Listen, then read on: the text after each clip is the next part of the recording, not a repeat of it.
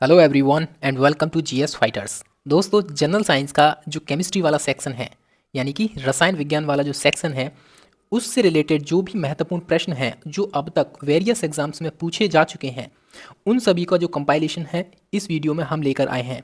इस वीडियो में almost 150 plus questions आपको देखने को मिलेंगे और ये वो क्वेश्चंस हैं जो वेरियस एग्जाम्स में बार बार पूछे जाते हैं। आपको अगर आप जो है Uttar Pradesh police exam, SSC GD, आरओएआर या किसी भी सिंगल डे एग्जाम की तैयारी कर रहे हो जहां पर जनरल साइंस आपके सिलेबस का हिस्सा है, तो ये क्वेश्चंस आपके लिए रिवीजन के पर्पज़ से बहुत ज़्यादा महत्वपूर्ण है। आप इनको एक बार देखिए। और इससे पहले जो वीडियो हमने अपलोड किया था उसमें फिजिक्स के जो मोस्ट इंपॉर्टेंट 150 क्वेश्चंस हैं उनको डिस्कस किया था, ठीक है। और उस वीडियो का जो लिंक है इस वीडियो के डिस्क्रिप्शन में आपको मिल जाएगा। अगर आपने वो वाला वीडियो नहीं देखा है तो उसको भी देखिए, इसको भी देखिए। और इसके बाद एक वीडियो और आएगा बायोलॉजी के सेक्शन का, उसमें भी जो वेरियस एग्जाम्स में बहुत ज़्यादा महत्वपूर्ण प्रश्न होंगे, पूछे जा चुके हैं वेरियस एग्जाम्स में, उनको हम लोग डिस्कस करेंगे, ठीक है। तो चलिए आज की वीडियो में केमिस्ट्री के जो क्वेश्चंस हैं बार बार पूछे जा चुके हैं एग्जाम्स में, उनको डिस्कस करते हैं। पहला प्रश्न है, परमाणु नाभिक के अवयव हैं। ये देखिए, नामिक नहीं है, ये है नाभिक, ठीक है।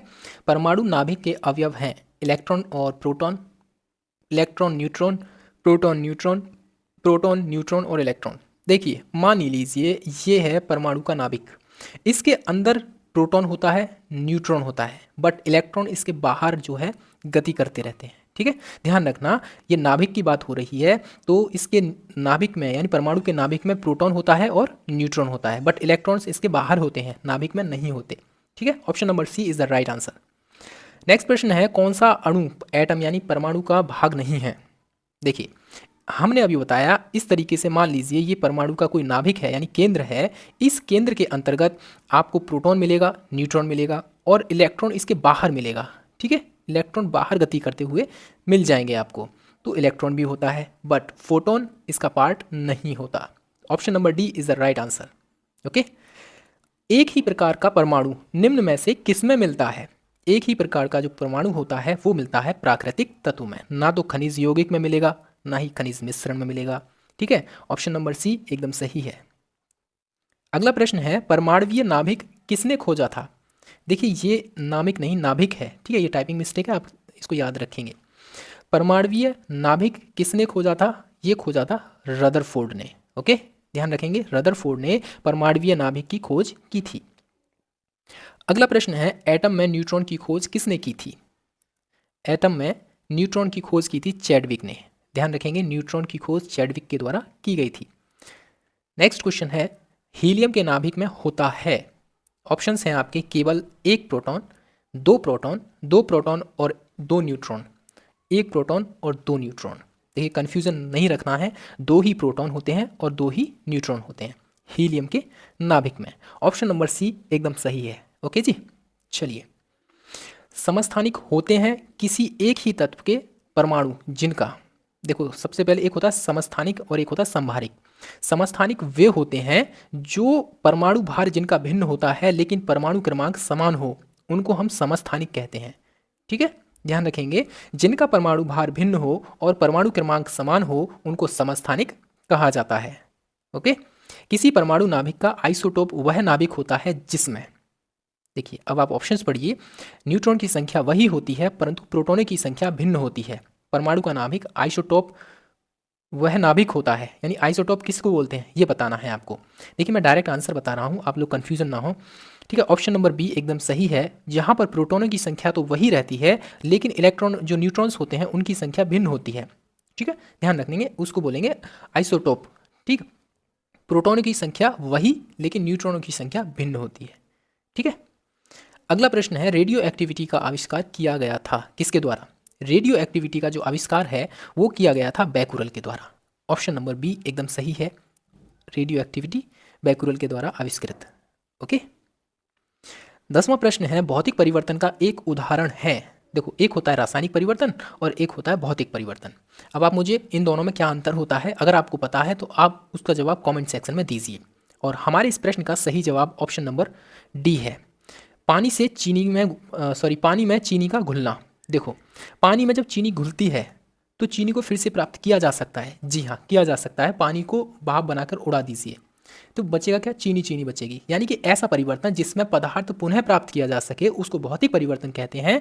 बट एक ऐसा परिवर्तन जिसमें सेम पदार्थ फिर से प्राप्त नहीं किया जा सकता उसको रासायनिक परिवर्तन कहते हैं। ठीक है, यही अंतर होता है भौतिक परिवर्तन और रासायनिक परिवर्तन में। जैसे मोमबत्ती का जलना, आप मोमबत्ती जलाइए, क्या फिर से मोमबत्ती उस धुएं से बनाई जा सकती है? नहीं बना सकते। जैसे दूध से दही का बनना, अब दूध से दही बन गई लेकिन दही से फिर से दूध बनाया जा सकता है? नहीं बनाया जा सकता। इसीलिए ये केमिकल रिएक्शन है, और केमिकल रिएक्शन जो है, जो पदार्थ होता है मूल पदार्थ, उसको पुनः प्राप्त नहीं किया जा सकता है, बट भौतिक परिवर्तन में इसको प्राप्त किया जा सकता है।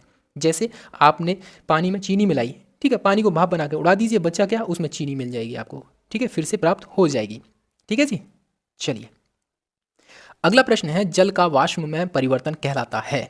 जल का भाप में बनना और भाप का फिर से जल में बनना, ये क्या है, भौतिक परिवर्तन है। ठीक है, अभी हमने बताया जल से आप भाप बना सकते हो, फिर भाप से फिर से जल बना सकते हो।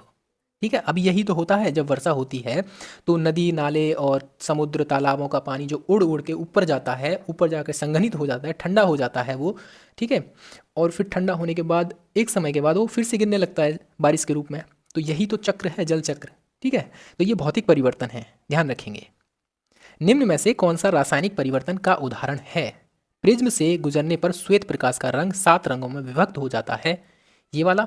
सब्जियों को पकाने पर उनका जो है मुलायम हो जाना, सानी हुई मिट्टी का सूखने पर भंगुर हो जाना, नमक का पानी में घुलना।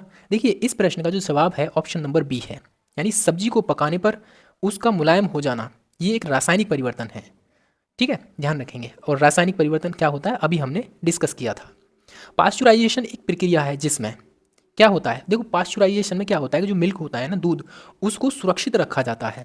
ऑप्शन नंबर सी देखिए, दूध को पहले बहुत तेज तक गर्म किया जाता है और एक निश्चित समय में अचानक ठंडा कर लिया जाता है। इसी प्रक्रिया को पास्चुराइजेशन कहते हैं, और इस तरीके से दूध को लंबे समय तक सुरक्षित रखा जा सकता है। ठीक है, चलिए ऑलमोस्ट 140-150 डिग्री सेल्सियस तक उसको कुछ समय के लिए उबाला जाता है। ठीक है, ऑलमोस्ट 1 से 1.5 मिनट के लिए, उसके बाद फिर उसे ठंडा कर लिया जाता है। अशुद्धियों के कारण द्रव का क्वथनांक, मान लीजिए पानी में अगर कुछ अशुद्धियाँ मिला दी जाती हैं तो उसका जो क्वथनांक है वो बढ़ेगा या घटेगा? देखिए उसका जो क्वथनांक है वो बढ़ जाएगा। ठीक है, option number A is the right answer. अगला प्रश्न देखिए, ठोस अशुद्धियों के शुद्धिकरण के लिए निम्न में से कौन सी प्रक्रिया उपयोगी नहीं है?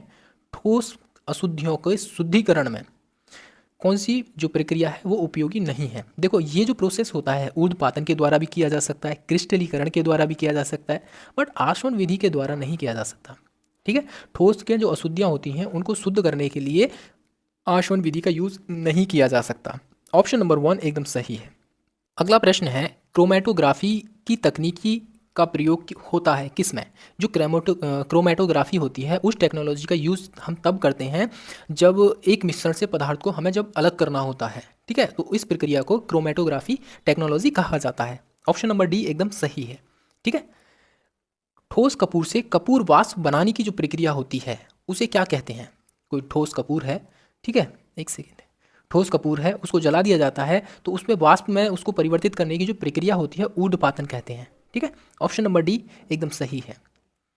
भूपर्पटी में सर्वाधिक पाया जाने वाला तत्व, यहाँ पर एक चीज़ याद रखना, धातु की बात नहीं हो रही है, तत्व की बात हो रही है। ठीक है, तो भूपर्पटी में सबसे ज़्यादा पाया जाने वाला जो तत्व है वो ऑक्सीजन है। ठीक है, चलिए और अगला जो है क्या है, देखिए ऑक्सीजन के बाद सबसे अधिक उपलब्ध कौन सा मूल तत्व है? सबसे पहले ऑक्सीजन था, उसके बाद सिलिकॉन है। ठीक है, ध्यान रखेंगे, सिलिकॉन सेकंड मूल तत्व है जो भूपर्पटी में सर्वाधिक मात्रा में पाया जाता है। निम्न में से कौन सा तत्व नहीं है? तत्व कौन सा नहीं है? धातु, अधातु, गैस या उपधातु? देखिए ऑप्शन नंबर सी, ये कोई तत्व नहीं है। ठीक है, गैस जो है। ठीक, चलिए सबसे भारी प्राकृतिक तत्व कौन सा है? आपके ऑप्शंस यूरेनियम, मरकरी, सोना या कैल्शियम। एंड ऑप्शन नंबर 1 देखिए आप, यूरेनियम जो होता है बहुत भारी होता है। ठीक है, और एक चीज़ और बताएं आपको, और ये क्वेश्चंस कई एग्जाम्स में पूछा गया है कि जब यूरेनियम को पूर्णतः यूज़ कर लिया जाता है तो फाइनल प्रोडक्ट क्या बनता है उसका? तो लेड बनता है, पीबी जिसे बोलते हैं, यानी सीसा।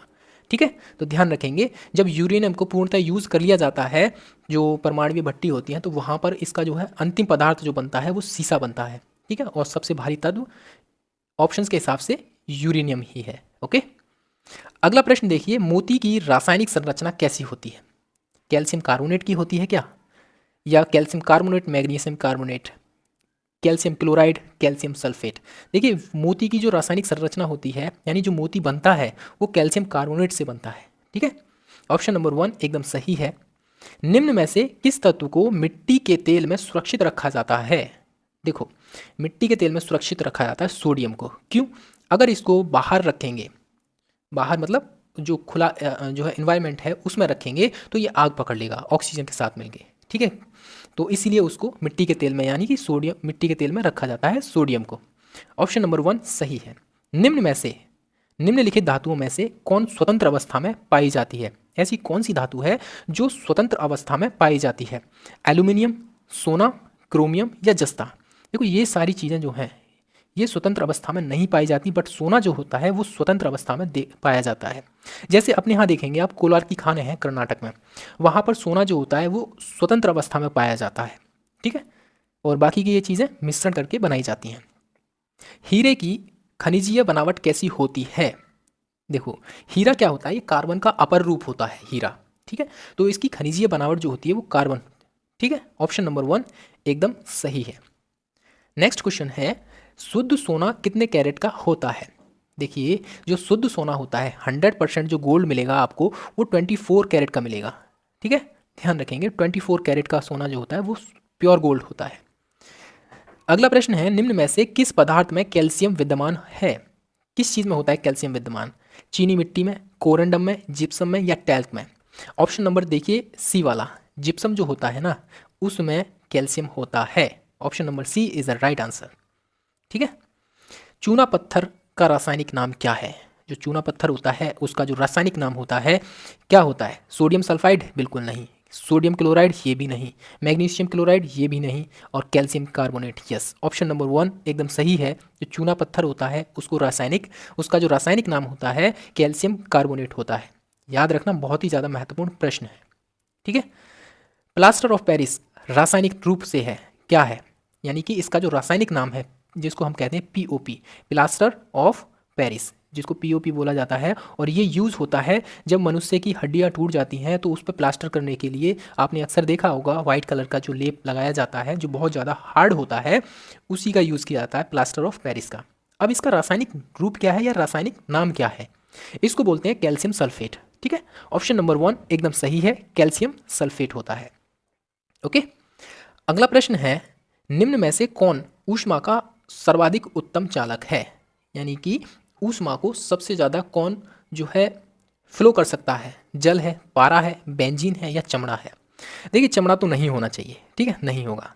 जल भी उतना नहीं करता, बेंजीन भी नहीं करता, लेकिन पारा जो है करता है। इसीलिए ऊष्मा का सर्वोत्तम चालक होने के कारण ही इसको हम जो है, जो टेम्परेचर मापते हैं उसमें इसको यूज़ किया जाता है। ठीक है, पारे का। अगला प्रश्न देखिए, निम्न में से कौन सी धातु सामान्यतः सामान्य तापमान पर द्रव अवस्था में रहती है? ये तो मोस्ट पॉपुलर क्वेश्चन है और इसका जो जवाब होगा आपने लगा दिया होगा। ठीक है, पारा जो होता है यानी मरकरी जो होता है, सामान्यतः जो है सामान्य ताप पर जो है द्रव अवस्था में पाई जाती है। ठीक है, चलिए अगला प्रश्न है, लोहा जिससे प्राप्त किया जाता है वह है क्या है? लोहा किससे प्राप्त करते हैं हम लोग? देखिए, हेमेटाइट से हम लोग लोहा प्राप्त करते हैं, या कह सकते हैं लोहा जो है हेमेटाइट का ही एक अपर रूप है। ओके, चलिए अगला प्रश्न है, निम्न में से किस पदार्थ की विद्युत चालकता सर्वाधिक होती है? पदार्थ की। ठीक है, और यह है हीरा, चांदी, ग्रेफाइट या लकड़ी? देखिए, ऑप्शन नंबर बी वाला देखिए आप लोग, option number B is the right answer. चांदी जो होता है उसकी विद्युत चालकता सबसे ज़्यादा होती है। ठीक है, ऑप्शन नंबर बी एकदम सही है। एल्यूमिनियम बनाने के लिए कौन से मुख्य खनिज का प्रयोग होता है? एल्यूमिनियम बनाने के लिए, या कह सकते हैं जो एल्यूमिनियम होता है किसका जो है अपर रूप होता है? ठीक है, और ये होता है बॉक्साइट का, यानी ऑप्शन नंबर सी एकदम सही है। अगला प्रश्न है, निम्न में से किस धातु को प्राप्त करने हेतु बॉक्साइट अयस्क है? देखिए, अभी हमने पिछली वीडियो में, पिछली स्लाइड में डिस्कस किया है, पिछले क्वेश्चन में, ये होता है एल्यूमिनियम। एल्यूमिनियम जो होता है ये बॉक्साइट अयस्क से ही प्राप्त किया जा सकता है। ठीक है, चलिए अगला प्रश्न है, निम्न में से क्या जल से हल्का होता है? एल्यूमिनियम, सोडियम या मैग्नीशियम या फिर मैग्नीज? देखिए इस प्रश्न का जो जवाब है ऑप्शन नंबर बी, सोडियम जो होता है वो जल से हल्का होता है। ठीक है, ऑप्शन नंबर बी एकदम सही है। निम्न में से किसका गलनांक सबसे उच्च होता है? आपके ऑप्शंस हैं बोरान, लोहा, सिलिकॉन या एल्यूमिनियम। एंड ऑप्शन नंबर 1 देखिए, जो बोरान होता है उसका जो गलनांक होता है सबसे ज़्यादा होता है। ठीक है, इनमें से जो ऑप्शंस दिए गए हैं, निम्न में से कौन सी मिश्र धातु नहीं है? मिश्र धातु का मतलब जो जिसमें मिलावट नहीं है। स्टील, स्टील में तो मिलावट होती है। ठीक है, और पीतल, पीतल में भी होती है, ब्रॉन्ज में भी होती है, बट तांबे में कोई मिलावट नहीं होती है। ठीक है, और आप एक चीज़ याद रखोगे कि जब इंडस वैली सिविलाइजेशन थी यानी कि सिंधु घाटी की सभ्यता थी, उससे पहले जो सभ्यता थी उसको ताम्र पाषाणकालीन सभ्यता सभ्यता कहा गया है, क्योंकि उस समय तांबे के जो यूज़ होते थे तांबे का स्वतंत्र अवस्था में मिलता था। ठीक है, इसमें किसी भी चीज़ का मिश्रण नहीं है। ठीक है, ऑप्शन नंबर डी सही है। तांबा जो है ये मिश्र धातु नहीं है, बाकी की मिश्र धातु हैं। जस्सेदार लोहे की चादरें जंग से बची रहती हैं क्योंकि इनमें निम्नलिखित की परत विद्यमान होती है। लोहे को जंग से बचाने के लिए उन पर किस चीज़ की जो है परत चढ़ाई जाती है? उसको बोलते हैं यसद, यानी जिंक की जो परत होती है उसको चढ़ा दिया जाता है। ठीक है, ऑप्शन नंबर सी एकदम सही है। अगला प्रश्न है, निम्न में से कौन सा लोह धातु के क्षयकरण में आवश्यक है? देखो, जब लोहा नमी में रखा जाता है ऑक्सीजन की उपस्थिति में, ठीक है, ध्यान रखना, नमी में रखोगे आप लोहे को तो वो उसमें क्या होगा, जंग लग जाएगी, यानी क्षयकरण हो जाएगा उसका। लोहे के जो वजन है उसमें बढ़ोतरी तो होगी बट उसका जो है जंग लगकर उसको क्षय हो जाएगा। ठीक है, तो ऑप्शन नंबर बी एकदम सही है। ऑक्सीजन और नमी की उपस्थिति में अगर लोहे को रखोगे तो उसमें जंग लगना निश्चित है। ठीक है, अगला प्रश्न है, टांका एक मिश्र धातु है।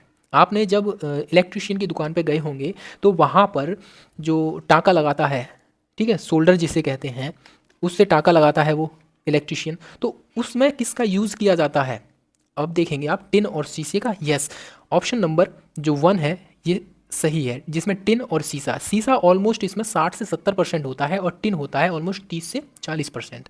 ठीक है जी, तो ऑप्शन नंबर 1 एकदम सही है। अगला प्रश्न है, कांसा मिश्र धातु है किस चीज़ की? जो कांसा होता है इसमें एक तो तांबा होता है और दूसरा होता है टिन। ठीक है, नेक्स्ट जो है हमारा, फिर से ऑप्शन नंबर 1 एकदम सही है। टिन और तांबा को मिलाकर हमें कांसा प्राप्त होता है।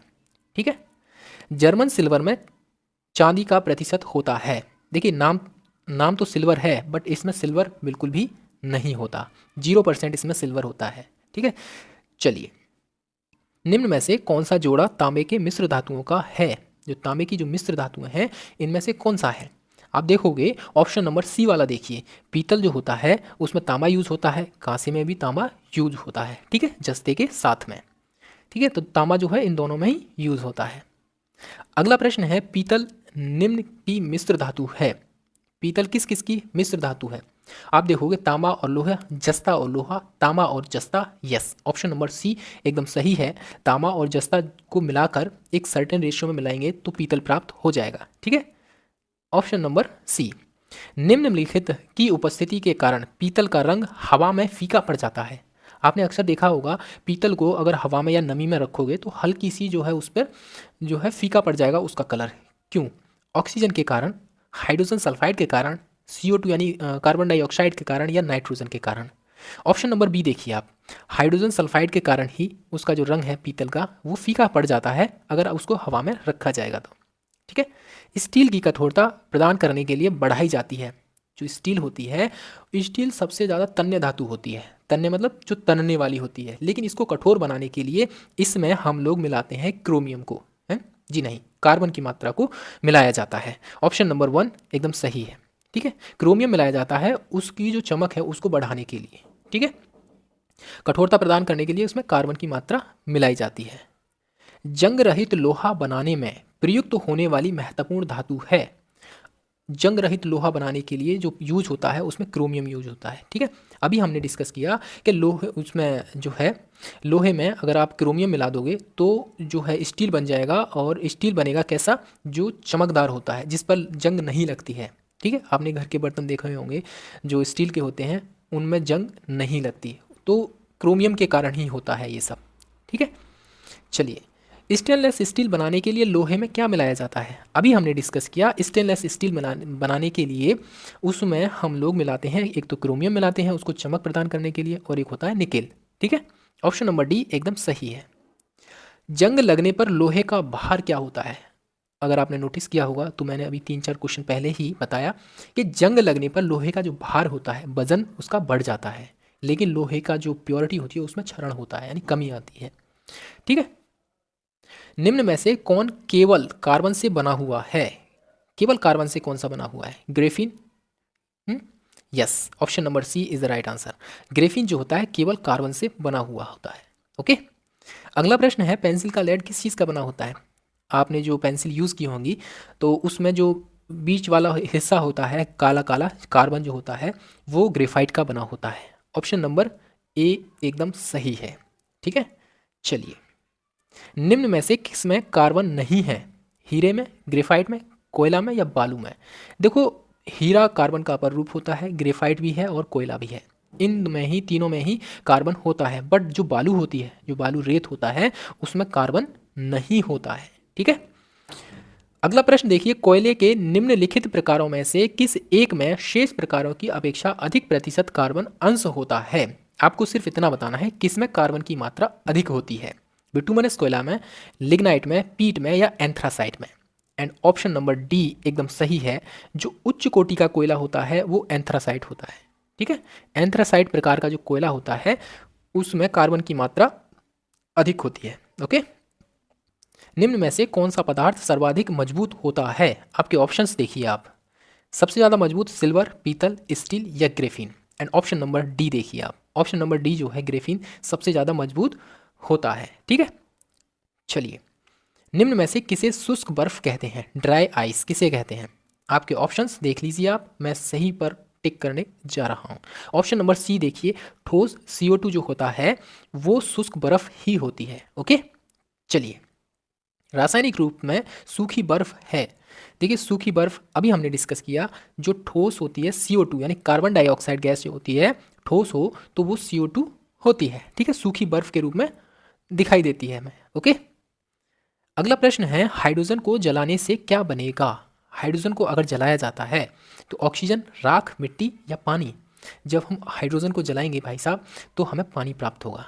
ठीक है, पानी के साथ साथ ऑक्सीजन भी मिलेगी। ठीक है, अगला प्रश्न है, निम्नलिखित ईंधनों में से कौन सा न्यूनतम वायु प्रदूषण करता है? जो वायु में प्रदूषण कम करता है ऐसा कौन सा ईंधन है? मिट्टी का तेल बहुत ज़्यादा करता है, कोयला भी करता है, डीजल भी करता है, बट हाइड्रोजन जो है ईंधन, इसका यूज़ बहुत कम होता है क्योंकि इसको कंट्रोल करना बहुत मुश्किल है, बट ये जो है एनवायरनमेंट में ना प्रदूषण नहीं करता। तो ऑप्शन नंबर बी एकदम सही है, हाइड्रोजन। बाहरी जल का रासायनिक फॉर्मूला क्या है? बाहरी जल जिसका यूज़ विमंदक के रूप में नाभिकीय भट्टियों में किया जाता है, और इसका जो फॉर्मूला होता है D2O होता है। ठीक है, ऑप्शन नंबर बी एकदम सही है, D2O। न्यूक्लियर रिएक्टरों में विमंदक और प्रशीतक दोनों की तरह प्रयुक्त होने वाला पदार्थ कौन सा है? अभी हमने डिस्कस किया था कि जो न्यूक्लियर रिएक्टर्स होते हैं उसमें विमंदक के रूप में D2O यूज़ होता है, यानी ऑप्शन नंबर बी जो होता है बाहरी पानी। ओके, निम्न में से किसने भारी पानी की खोज की थी? D2O की खोज किसने की थी? हेनरिक हर्ट्ज ने, HC उरे ने, G मेंडल ने या जोसेफ प्रिस्टले ने? देखिए, ऑप्शन नंबर देखिए आप बी वाला, ऑप्शन नंबर बी HC उरे ने भारी पानी की खोज की थी। अगला प्रश्न है, पानी की कठोरता, स्थायी कठोरता के लिए निम्न में से कौन उत्तरदायी होता है? पानी में स्थायी कठोरता के लिए रिस्पॉन्सिबल होने वाला कौन सा इसमें जो है केमिकल है? कैल्शियम और मैग्नीशियम के क्लोराइड्स और सल्फेट, कैल्शियम कार्बोनेट, बाइकार्बोनेट या मैग्नीशियम का बाइकार्बोनेट, सिल्वर व पोटेशियम के क्लोराइड्स? देखिए, ऑप्शन नंबर जो है हमारा ए देखिए, कैल्शियम और मैग्नीशियम के क्लोराइड्स व सल्फेट्स इसके लिए रिस्पॉन्सिबल होते हैं जल की स्थायी कठोरता के लिए। ठीक है, ऑप्शन नंबर 1 एकदम सही है। पानी का शुद्धतम रूप क्या है? बहुत ही फेमस क्वेश्चन है और इजी भी है। ठीक है, ऑप्शन नंबर सी एकदम सही है, जो वर्षा का जल होता है यही पानी का शुद्धतम रूप होता है। खारे पानी को शुद्ध पानी में परिवर्तित करने की जो प्रक्रिया होती है उसे क्या कहा जाता है? जब हम खारे पानी को जो है शुद्ध पानी में अगर परिवर्तित करते हैं तो उस प्रोसेस को उत्क्रमण प्रासरण कहते हैं, उत्क्रम प्रासरण। ठीक है, ऑप्शन नंबर डी सही है। फिटकरी गंदले पानी को किस प्रक्रिया के द्वारा स्वच्छ करती है?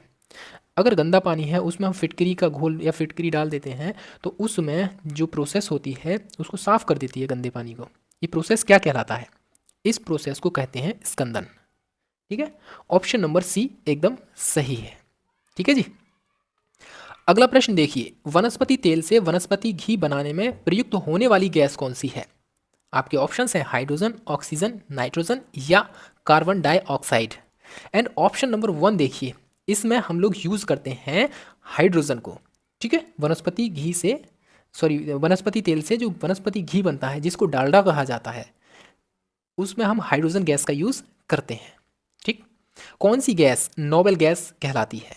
ऑप्शंस देखिए, हाइड्रोजन, ऑक्सीजन, हीलियम या कार्बन डाइऑक्साइड गैस।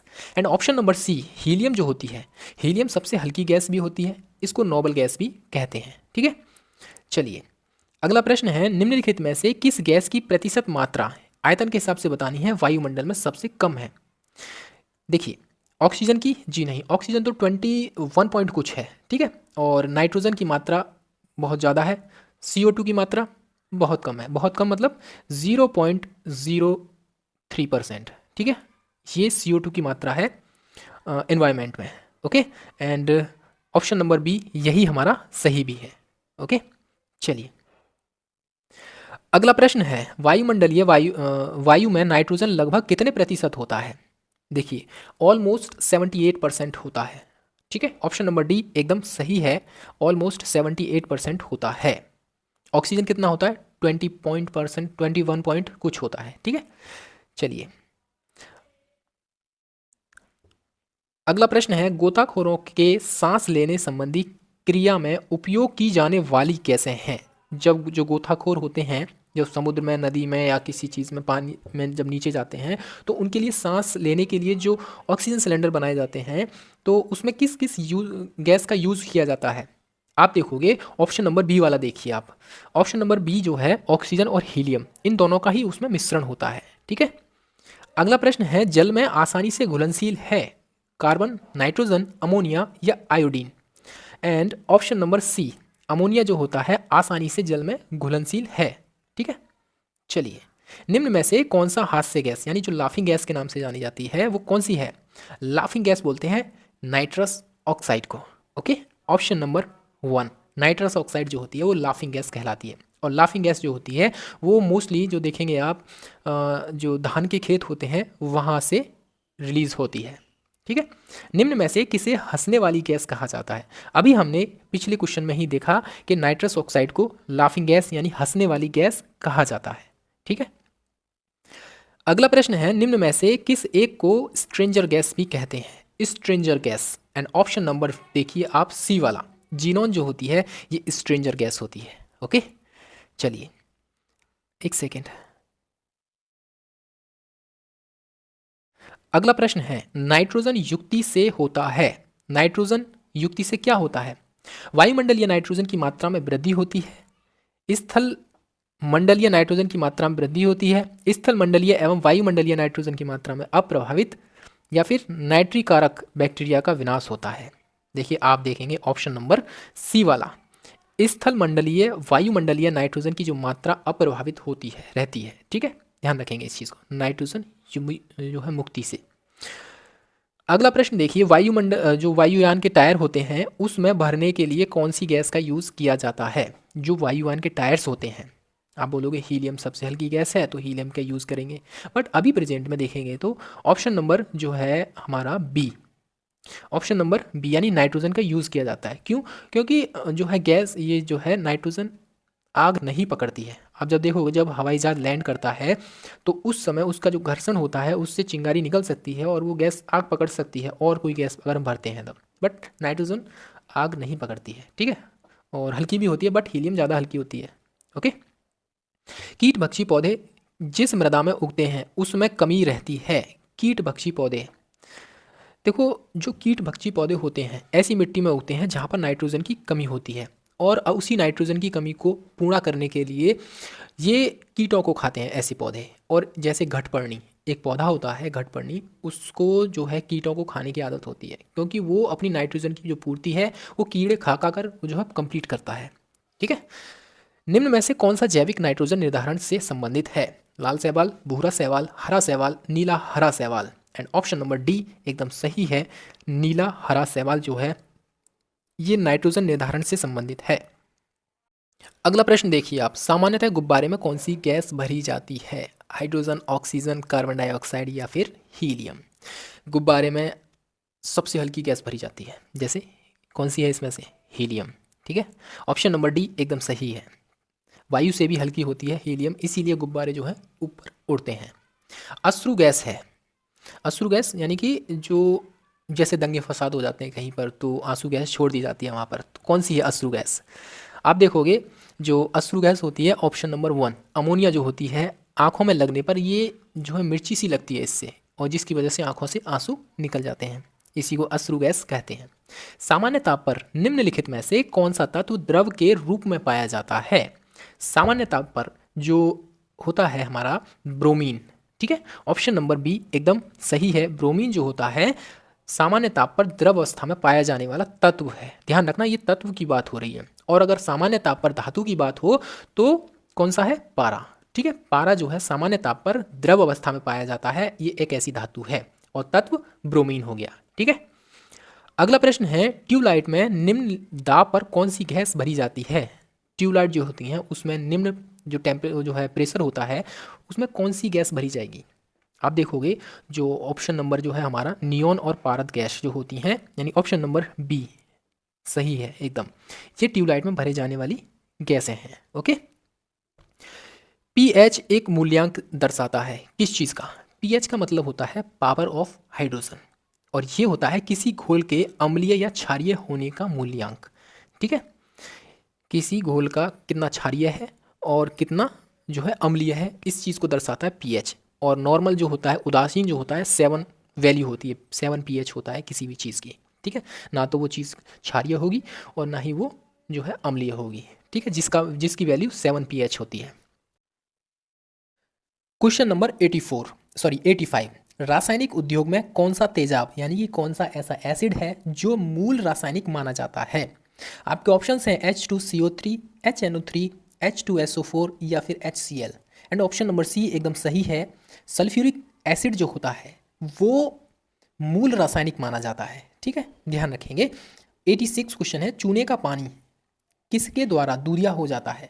यानी कि जब पानी में हम लोग चूना मिलाते हैं तो पानी का जो रंग होता है वो दूधिया कलर का हो जाता है। ऐसा किस लिए होता है? ऐसा होता है चूने में उपस्थित CO2 की मात्रा के कारण, यानी कि कार्बन डाइऑक्साइड जो होता है उसके कारण।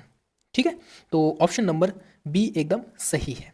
नेक्स्ट क्वेश्चन है हमारा, पानी की टंकी में फंगी को नष्ट करने के लिए इस्तेमाल किया जाने वाला रसायन कौन सा है? जब पानी की टंकी साफ की जाती है तो उसमें किस चीज़ का यूज़ किया जाता है उसको साफ करने के लिए? एंड ऑप्शन नंबर देखेंगे आप डी वाला, कॉपर सल्फेट का अगर आप इस्तेमाल करके टंकी को जो फंगस लगा हुआ है उसमें उसको साफ करेंगे तो टंकी इजीली साफ हो जाएगी। ठीक है, option number D copper sulphate. खाने का सोडा है, यानी कि आपको उसका रासायनिक नाम बताना है खाने के सोडे का। देखिए खाने का जो सोडा होता है उसको सोडियम बाइकार्बोनेट कहते हैं। ठीक है, ऑप्शन नंबर बी एकदम सही है, खाने का सोडा सोडियम बाइकार्बोनेट। निम्न में से कौन सा एक लवण सागर में सर्वाधिक मात्रा में पाया जाता है? इजी क्वेश्चन है, आप बता सकते हो। Calcium carbonate, sodium chloride, potassium chloride या magnesium sulphate? And option number B वाला देखेंगे आप, जो ऑप्शन नंबर बी है सोडियम क्लोराइड, यानी कि जो नमक होता है समुद्र में प्रचुर मात्रा में पाया जाता है।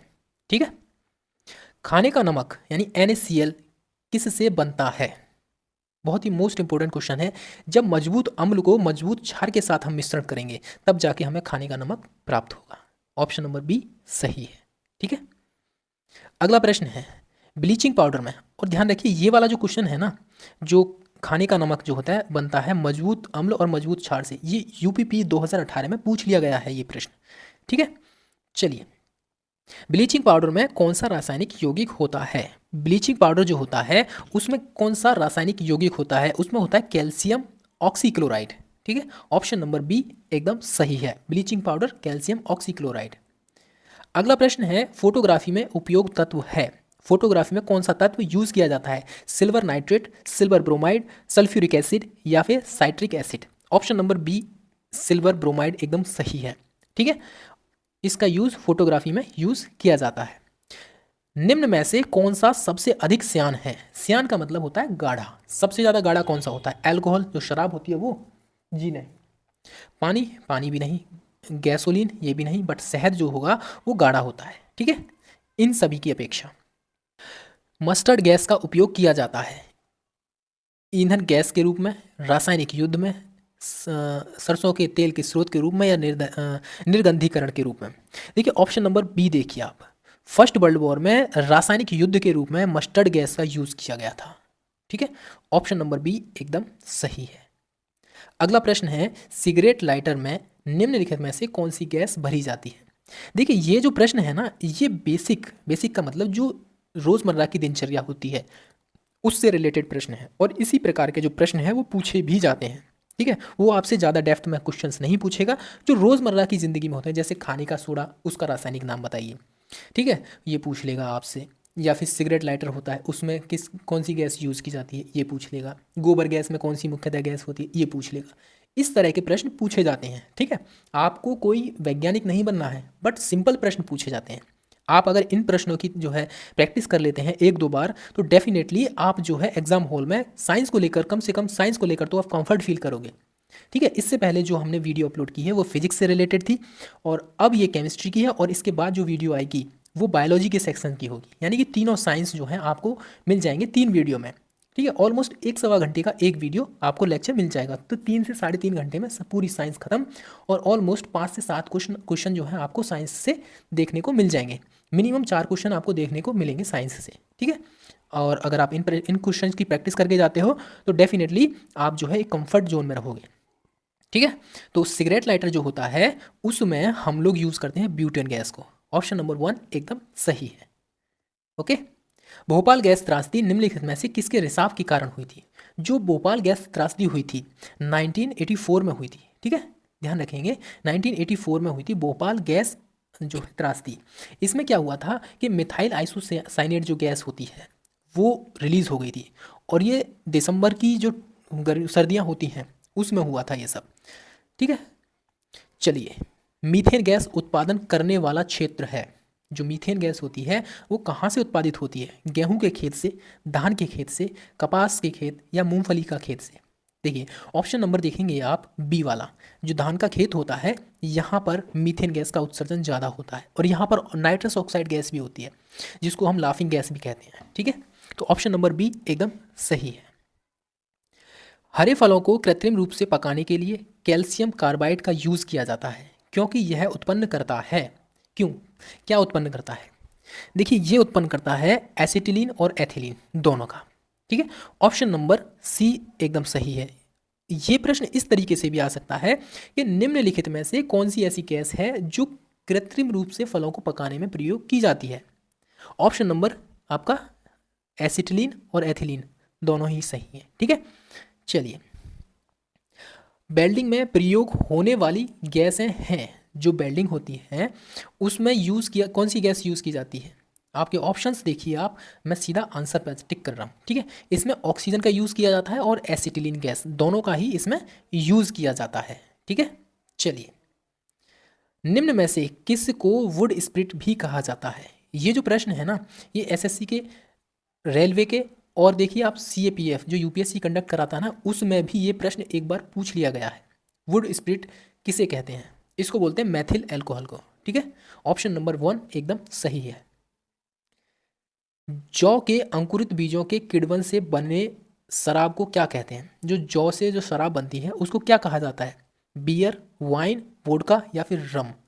और हमारे इस प्रश्न का सही जवाब ऑप्शन नंबर 1 बियर जो होती है, वो जौ को अंकुरित करके उसके किण्वन यानी कि वो सड़ा गलाकर उसको बनाया जाता है बियर को, ठीक है। प्राकृतिक रबर का बहुलक है कौन सा? आपके ऑप्शंस एथिलीन, आइसोप्रीन, एसिटिलीन, या हेक्सेन। एंड ऑप्शन नंबर 1 देखिए आप, जी नहीं, ऑप्शन नंबर बी देखिए आप, आइसोप्रीन जो होता है रबर का बहुलक होता है, ठीक है। प्राकृतिक रबर का एक बहुलक होता है आइसोप्रीन, ओके। प्लास्टिक से कौन सी गैस उत्पन्न होती है? जब आप प्लास्टिक जलाते हो या बनाते हो तो उससे एक गैस रिलीज होती है, कौन सी होती है वो? आपके ऑप्शंस देखेंगे आप, और सबसे जो सटीक आंसर है वो ऑप्शन नंबर डी है। पॉलीएथिलीन जो गैस होती है वो प्लास्टिक के जलने पर या प्लास्टिक जब बनाई जाती है उसके प्रोडक्ट्स जो बनाए जाते हैं उसके दौरान निकलती है पॉली एथिलीन गैस। ठीक है, option number D right answer. निम्न में से कौन सा बहुलक बुलेट प्रूफ वस्त्र बनाने में उपयोग किया जाता है?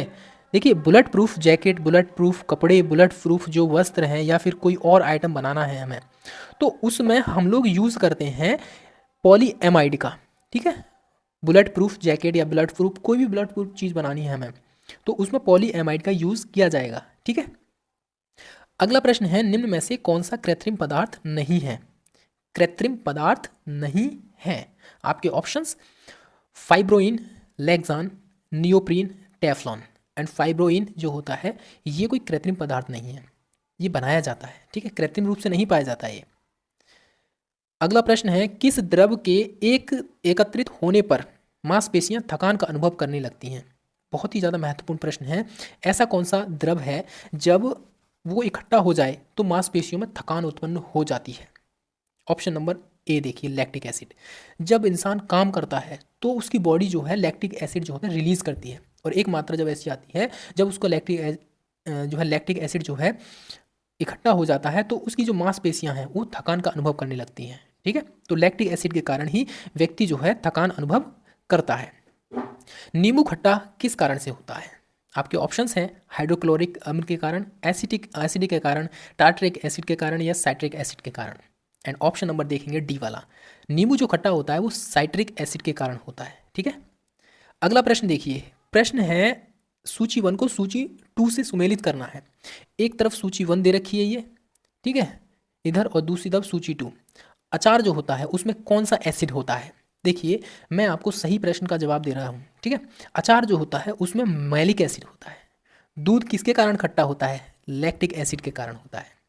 ठीक है, तो और सेब जो होता है उसमें कार्बोनिक एसिड होता है, और शीतल पेय एवं सोडा वाटर जो होता है उसमें एसिटिक एसिड होता है। तो ऑप्शन नंबर देखेंगे आप 4, 3, 2, 1, यानी ऑप्शन नंबर जो सी है एकदम सही है। ठीक है, चलिए अगला प्रश्न है, निम्नलिखित में से कौन सा कार्बनिक एसिड है अंगूर, इमली और केला में प्रचुर मात्रा में विद्यमान रहता है?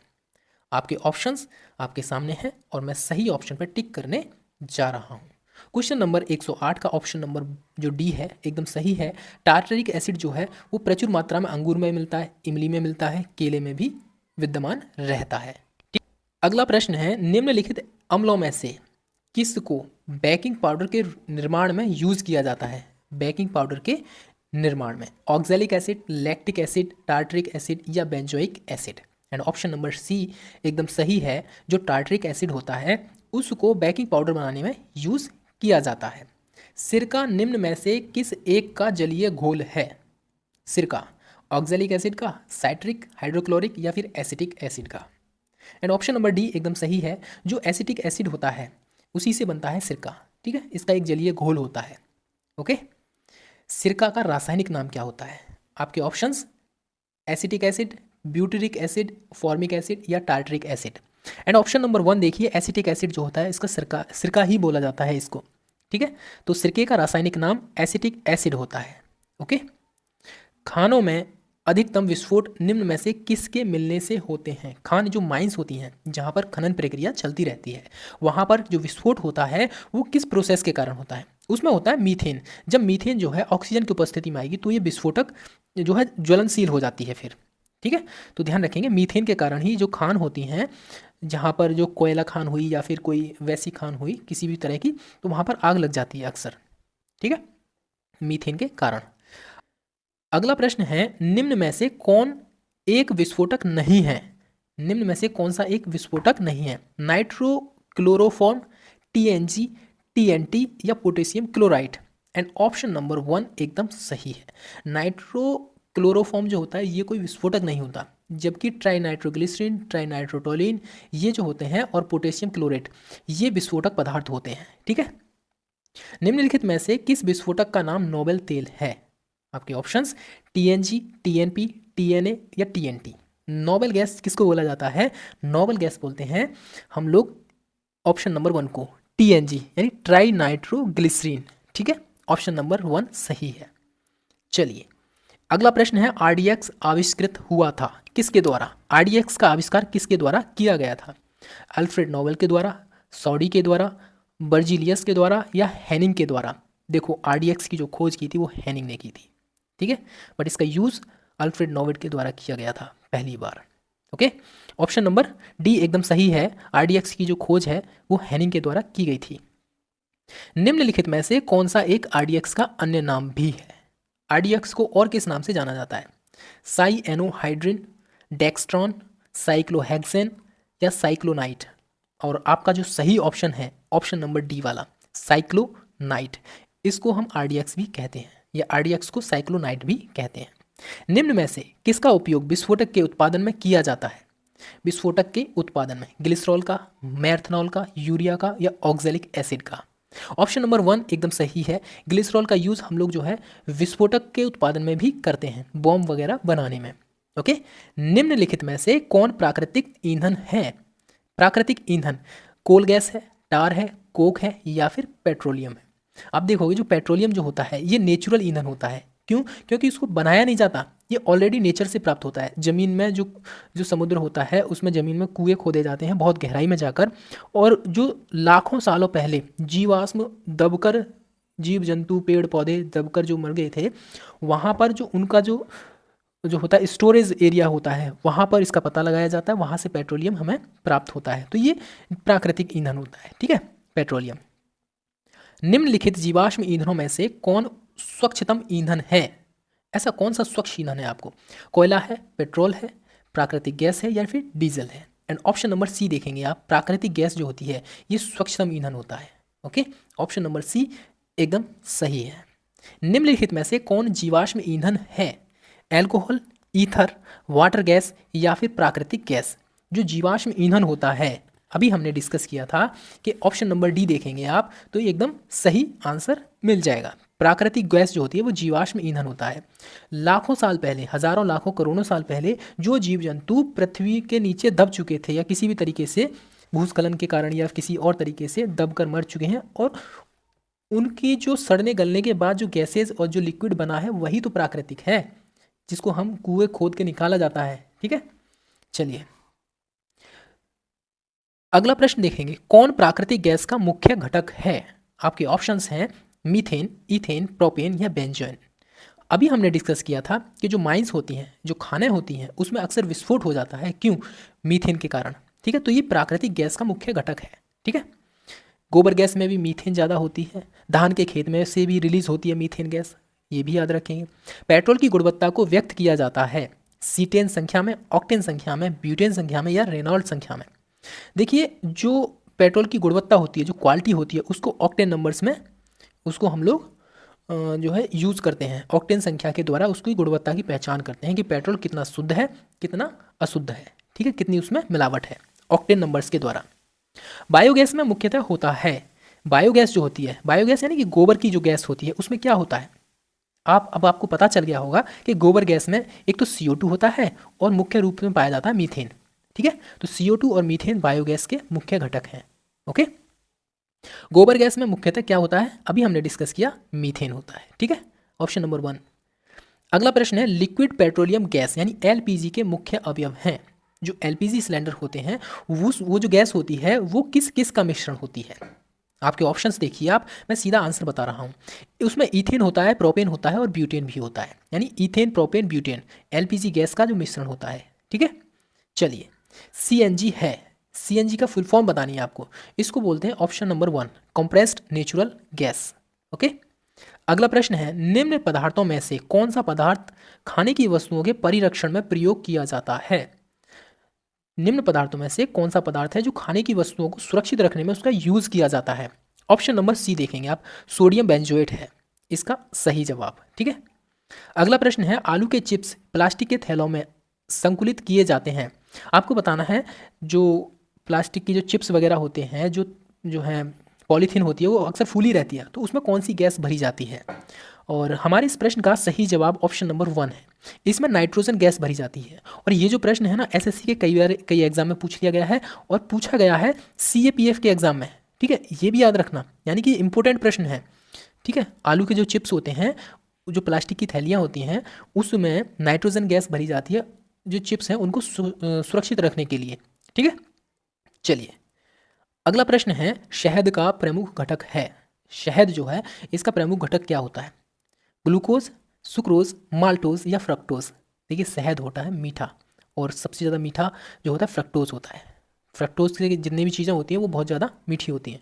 ओके, चलिए अगला प्रश्न है हमारा, निम्न में सबसे मीठी चीनी कौन सी है? सबसे मीठी अभी हमने बताया जो फ्रक्टोज होता है वो सबसे मीठा होता है।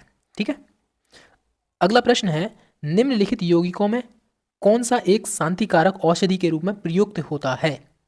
Potassium bromide, calcium chloride, ethyl alcohol या फास्फोरस ट्राइक्लोराइड?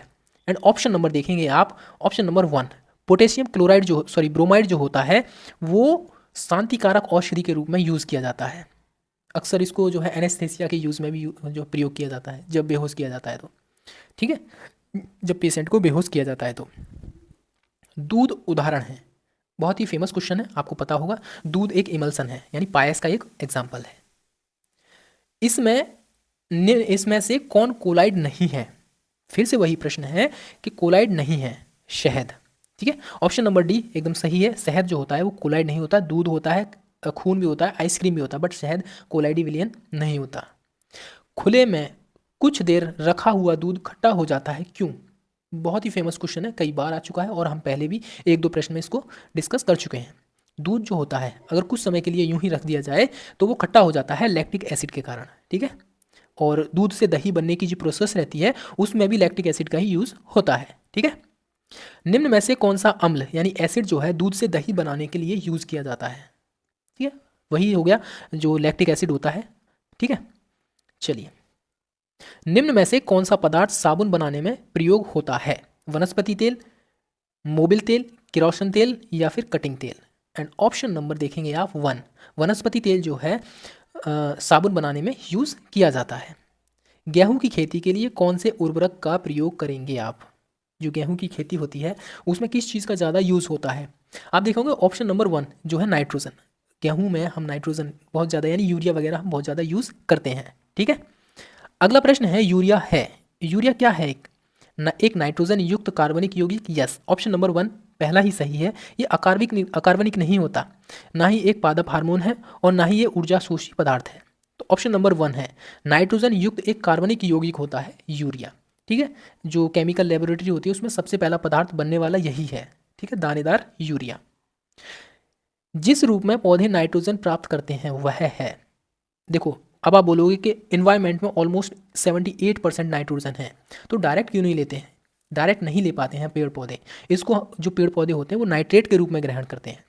ठीक है, डायरेक्ट जो है वो पेड़ पौधे नाइट्रोजन नहीं ग्रहण करते, वो नाइट्रेट के रूप में प्राप्त करते हैं। और आपसे जब आप जो है दालें वगैरह होती हैं उनकी जो जड़ें होती हैं उनकी जो जड़ की गांठों में होता है वो नाइट्रेट ही होता है। वहाँ पर नाइट्रेट की मात्रा जो होती है, दालों की जो गांठें होती हैं, जड़ की जो गांठें होती हैं, वहाँ पर सबसे ज़्यादा नाइट्रेट मिलता है। और यही कारण है कि जो दलहनी फसलें हैं वो अगर आप खेत में करते हो तो ये समझिए आपकी खेत की जो मिट्टी है उसकी जो उर्वरा शक्ति है वो बढ़ेगी ही बढ़ेगी, क्योंकि वहाँ पर मिट्टी में नाइट्रोजन प्रचुर मात्रा में उपलब्ध उनको मिल जाएगा नाइट्रेट के रूप में। ठीक है, तो ध्यान रखिए जो पेड़ पौधे होते हैं वो नाइट्रोजन को नाइट्रेट के रूप में ग्रहण करते हैं, ना कि सीधे नाइट्रोजन के रूप में। ठीक है, तो option number B is the right answer. अगला प्रश्न है, हरी खाद के लिए सबसे उपयुक्त फसल है? अभी हमने डिस्कस किया था जो दालें होती हैं वो सब जो है हरी खाद होती हैं और उनकी जो जड़ होती है उसमें अच्छी ही मात्रा में नाइट्रोजन युक्त जो है नाइट्रेट उपस्थित होता है। तो ऑप्शन नंबर देखेंगे आप, जो ऑप्शन नंबर सी है सनई। ठीक है, सन की जो खेती होती है वो हरी खाद के रूप में बहुत ज़्यादा यूज़ की जाती है, क्योंकि सन जो होता है उसकी जो गांठें होती है तने पे आपने देखा होगा उसकी गांठें निकल आती हैं, उसमें नाइट्रोजन बहुत ज़्यादा प्रचुर मात्रा में उपलब्ध होता है। ठीक है, अग्निशामक में कौन सी गैस काम आती है? अग्निशामक यानी जो फायर ब्रिगेड होते हैं ना, जैसे आग बुझाने वाली जो गाड़ियाँ होती हैं वो कौन सी गैस का यूज़ करती हैं? ठीक है, या जो अग्निशामक सिलेंडर होते हैं, गैसें जो होती हैं उसमें जो येलो कलर का टाइप जो पाउडर सा निकलता है उसमें कौन सी गैस यूज़ होती है? ऑप्शन नंबर 1 एकदम सही है, जो कार्बन डाइऑक्साइड गैस होती है वो होती है। ठीक है, ऑप्शन नंबर 1। भोपाल गैस त्रासदी कब हुई थी? अभी हमने डिस्कस किया था कि जो भोपाल गैस त्रासदी है वो दिसंबर की ठंड में हुई थी। 1984 में। तो ऑप्शन नंबर 1 एकदम सही है। 1 से 3 दिसंबर की नाइट की बात है, सॉरी 2 से 3 दिसंबर की जो नाइट थी उस समय की ये बात है। और मिथाइल आइसोसाइनेट, ध्यान रखना, मिथाइल आइसोसाइनेट जो गैस है ये रिलीज हुई थी, जिसकी वजह से कई हजार लोगों की मृत्यु भी हुई थी। ठीक है, चलिए, एक कार बैटरी में कौन सा विद्युत अपघटय होता है? आपको सिर्फ इतना बताना है, जो कार की बैटरी होती है उसमें कौन सा एसिड यूज होता है? उसमें होता है H2SO4 यानी sulphuric acid. Option number B एकदम सही है। एक सूखी सेल में कौन सी ऊर्जा पाई जाती है? जो बैटरी होती है, जो सेल होते हैं, जो हम बैटरी यानी टॉर्च वगैरह में या फिर जो दीवार घड़ी होती है उसमें जब हम यूज़ करते हैं छोटे छोटे सेल्स को, ठीक है, तो उसमें जो संरक्षित ऊर्जा होती है उसको रासायनिक ऊर्जा कहते हैं। ठीक है, सूखे सेल जो होते हैं। ओके, चलिए, अगला प्रश्न है, निम्नलिखित में से किसका उपयोग दिया सलाई के निर्माण में किया जाता है? देखो, जो दिया सलाई है, माचिस की जो तीली होती है उस पर जो लेप लगा रहता है वो किस में जो है उसमें किसका यू लेप लगा रहता है? आपने देखा होगा वो रेड कलर की होती है, अक्सर देखा होगा तो रेड फॉस्फोरस का इसमें यूज़ किया जाता है। ओके, अगला प्रश्न है, निम्नलिखित में से किसे भविष्य की धातु कहा जाता है? भविष्य की धातु तांबा, लोहा, टाइटेनियम या aluminium. And option number C, titanium को भविष्य की धातु कहा जाता है। ओके, अगला प्रश्न है, निम्नलिखित में से कौन सा रसायन कृत्रिम वर्षा में प्रयोग होता है? जो कृत्रिम वर्षा होती है यानी जबरदस्ती जो वर्षा कराई जाती है उसमें हम यूज करते हैं सिल्वर आयोडाइड को। Yes, option number 1 silver iodide का उसमें यूज किया जाता है। ठीक है, अगला प्रश्न है, पृथ्वी की आयु का मापन किस विधि के द्वारा किया जाता है? जो पृथ्वी की आयु है उसको मापने के लिए हम लोग यूज करते हैं, एक सेकेंड, यूरेनियम विधि का। देखो, ऐसे पदार्थ यानी अकार्बनिक पदार्थ जैसे पृथ्वी, पुरानी चट्टानें या पुराना कोई खनिज पदार्थ जो पदार्थ हो गया, ठीक है, कोई मिट्टी का बर्तन हो गया, उन सब की हम आयु ज्ञात करेंगे यूरेनियम डेटिंग की विधि से और कार्बन डेटिंग की विधि से ऐसे पदार्थ जो कभी किसी अवस्था में जीवित थे, ठीक है, जैसे पेड़ पौधे हो गए, मनुष्य की हड्डियां हो गई, इन सभी की जो आयु ज्ञात की जाती है वो कार्बन डेटिंग की प्रोसेस से की जाती है। लेकिन ऐसे पदार्थ जो मृत अवस्था मतलब निर्जीव थे, जैसे पृथ्वी हो गई, पुरानी चट्टानें हो गई, कोई मिट्टी का बर्तन हो गया, तो इनको हम यूरेनियम डेटिंग की विधि से उसको यूज़ करते हैं, जो है उसके जो है समय का पता करते हैं। ठीक है, रेडियोधर्मी डेटिंग एक प्रक्रिया है जिसमें मापा जाता है। रेडियोधर्मी डेटिंग, इसमें क्या होता है, जो चट्टानों को मापा जाता है। ठीक है, तो इसको हम यूरेनियम डेटिंग भी कहते हैं। ठीक है, ऑप्शन नंबर 1 एकदम सही है। अगला प्रश्न है, कार्बन डेटिंग का प्रयोग किसकी उम्र निर्धारित करने के लिए किया जाता है? अभी हमने बताया कि कोई ऐसी चीज़, कोई कार्बनिक ऐसी चीज़ें जो कभी जीवित थी, तो पृथ्वी तो अभी जैसी पहले थी वैसी अभी है, बस स्वरूप थोड़ा सा बदल गया है, फॉसिल्स का या चट्टानों का। एंड ऑप्शन नंबर देखेंगे आप सी वाला, जो फॉसिल्स होता है एकदम सही है। फॉसिल्स में आपको याद आएगा पेड़ पौधे, मनुष्य, जीव जंतु, ठीक है, इस तरह की जो होते हैं उनके जो अवशेष प्राप्त होते हैं अब हमें, तो उनको कार्बन डेटिंग के विधि के द्वारा ही जो है, देखो ऑप्शन जो है 1 भी ठीक है, बट केवल पौधे वृक्ष नहीं है इसमें, इसमें अन्य जीव जंतु भी शामिल हैं फॉसिल्स में। ठीक है, उनके जो अवशेष हमें मिलते हैं उनका यूज़, जो कार्बन डेटिंग का यूज़ करके उनकी जो ईयर है वो हम पता कर सकते हैं। ठीक है, तो ये क्वेश्चन थे हमारे केमिस्ट्री से रिलेटेड। आपको रैपिड रिवीजन के हिसाब से हमने ये चीज़ कराई है। ठीक है, आपको भी जब आपने कंसेप्चुअल क्लैरिटी हो गई हो तब आपको ये वीडियो देखना चाहिए, और नहीं देखा है तो एग्जाम से पहले 1-2 बार देख लेना। अगर केमिस्ट्री से प्रश्न आता है तो आई प्रॉमिस यू यहाँ से क्वेश्चन बाहर नहीं जा सकता, क्योंकि क्वेश्चन बार बार और हर बार इन्हीं क्वेश्चंस को घुमा फिरा कर जो है आयोग रख देता है। ठीक है, आपको वीडियो कैसा लगा अपनी राय जरूर कमेंट सेक्शन में दीजिए। और जो फिजिक्स वाला जो हमारा लेक्चर था जिसमें हमने 150 प्लस क्वेश्चंस को कराया है, उसका जो लिंक है इस वीडियो के डिस्क्रिप्शन में दे दिया है। अगर आपने उसको नहीं किया है तो वो भी करिए। और इसके बाद हम जो है बायोलॉजी का जो सेक्शन बचा है हमारा, उसके जो मोस्ट इंपॉर्टेंट क्वेश्चंस हैं जो वेरियस एग्जाम्स में पूछे गए हैं उनको भी लेकर जल्दी आ जाएंगे। ठीक है, तो तब तक के लिए हंसते रहिए, मुस्कुराते रहिए और अपना और अपनों का ख्याल रखिए। चलिए फिलहाल जय हिंद, जय भारत।